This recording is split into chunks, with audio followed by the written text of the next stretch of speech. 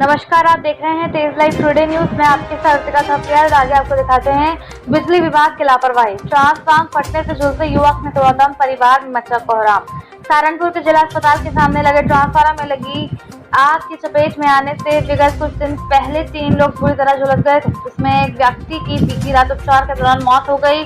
युवक की मौत के बाद परिवार में कोहराम मचा हुआ है। मृतक युवक आशुतोष भी अन्य 2 युवकों के साथ 30 जून 2020 को ट्रांसफार्मर में लगे आग की चपेट में आ गया था, जिसके बाद सभी को जिला अस्पताल में भर्ती कराया गया था।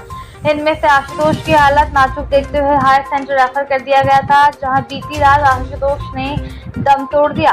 उसके बाद मृतक के शरीर को सहारनपुर लाने के बाद पोस्टमार्टम के लिए भेज दिया गया। मृतक के परिजनों ने पोस्टमार्टम हाउस पोस्टमार्टम कराने को मना कर दिया और मुआवजे की मांग की, और कई नेता और समाजसेवी ने मौके पर पहुंचकर इस हादसे की निंदा की। काफी मशक्कत के बाद बॉडी का पोस्टमार्टम हुआ। यहाँ ताज्जुब की बात यह है कि इतनी बड़ी घटना घटित हुई, लेकिन अभी तक ना तो विभाग की किसी अधिकारी ने और ना ही शासनिक अधिकारी ने किसी भी पीड़ित की सुध ली और ना ही इस घटना का संज्ञान लिया। जिस तरह ये घटना घटित हुई है, उसकी चपेट में और भी लोग आ सकते थे, जिससे एक बड़ा हादसा हो सकता था, जिसके पीछे बिजली विभाग की बड़ी लापरवाही सामने नजर आती है। अगर विभाग समय समय पर बिजली के ट्रांसफार्मर लाइनों और उपकरणों की जांच करता रहे तो इस तरह की घटनाएं घटित ना हो और लोग काल की गाल में सामने से बच जाएं। हमारे संवाददाता आरव रॉय की रिपोर्ट। की लापरवाही से आशुतोष शर्मा जी की मौत हुई है, तो बिजली विभाग कहाँ सो रहा था। अब 18 दिन ये हॉस्पिटल में एडमिट रहे, तब कोई बिजली विभाग का आदमी नहीं पहुंचा, ना जही ना एक्शन चीफ, ये लोग कहाँ हैं।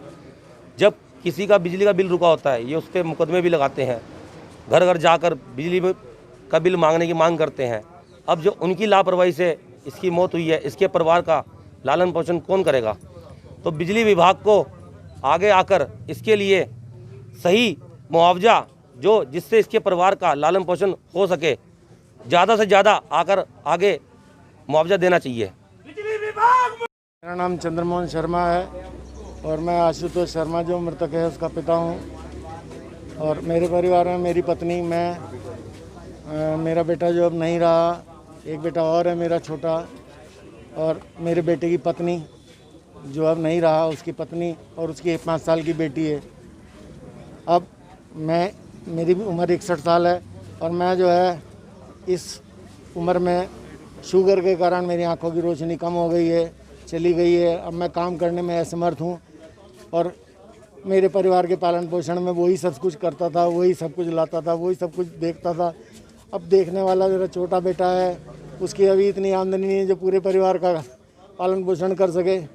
तो मेरी सरकार से या विभाग से, बिजली विभाग से यही प्रार्थना है कि भाई उनके जीवन सही चलते रहें, मेरी पोती दर दर न भटके और उसे मेरी बहू को नौकरी दी जाए या मुआवजा ऐसा दिया जाए, उसका जीवन चल जाए, किसी पे आश्रित ना रहे। किसी की तरफ से आश्वासन आया कोई अधिकारी? किसी की तरफ से कोई आश्वासन अभी तक नहीं आया।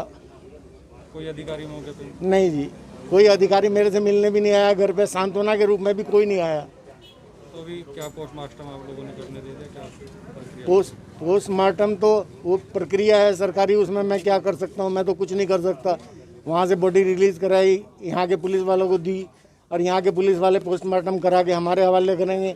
ये एक प्रोटोकॉल है, उसमें मुझे बोलना ठीक नहीं लगता, मुझे बहस करना ठीक नहीं लगता। अभी आप लोग काफ़ी भारी मात्रा में यहाँ पर आए हैं, तो क्या धरना दिया जाएगा, क्या किया जाएगा अगर नहीं आप? धरने धुरने का तो ऐसा कोई हिसाब किताब है नहीं, लेकिन मांग यही थी कि जो एक्सीएन साहब हैं वो आवे, यहाँ के मुआवजा डिक्लेयर करें और उसके बाद जो है पोस्टमार्टम हो। लेकिन हमने सरकारी कानून का पालन करते हुए पोस्टमार्टम के लिए अंदर भेज दिया है, ताकि किसी तरह से कानून की लापरवाही ना हो। ये आशुतोष शर्मा हमारे शहर में नवयुवक की बिजली कंपनी के लापरवाही से जो ट्रांसफार्मर पिछले 20 दिनों में फूका, ये तो अपने गंतव्य स्थल पर अपनी मोटरसाइकिल से जा रहा था, ट्रैफिक में अस्पताल चौक पे जाम था, इतने में अचानक ट्रांसफार्मर फूकता है और उसकी वजह से उसके गर्म तेल से ये 90% बर्न हो जाता है। और बड़े ताज्जुब की बात ये हुई कि मोटरसाइकिल भी इसकी ध्वस्त हो गई, जल गई और मोटरसाइकिल से उतरकर इमरजेंसी तक ये भागकर जली हुई स्थिति में गया। और चूँकि हेलमेट पहन रखा था इसलिए ये सिर और इसका फेस बच गया।